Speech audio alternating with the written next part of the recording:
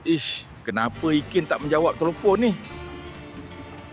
Aduh, ke mana Ikin ni? Jawab pun. Assalamualaikum Ikin. Maaf ganggu Ikin, sedang busy kerja tu. Ikin sihat ke? Ai. Aki, kamu ni mengigau ke? Aku Ipin lah, bukan Ikin. Ya Allah, salah nombor. Aduh, habis aku. Kau ke ni Ipin? Ya, Aku ni Ripin. Yang kamu panggil Ikin tu siapa? Ikin tu bini muda aku. Kau jangan bagi tahu Kak Munah kau pula Ipin. Iyalah, aku takkan bagi tahu Kak Munah.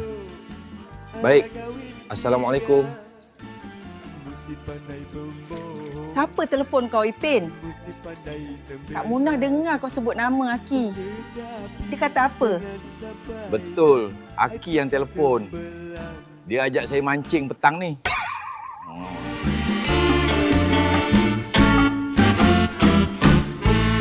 Hai senangnya dalam hati kalau beristri dua.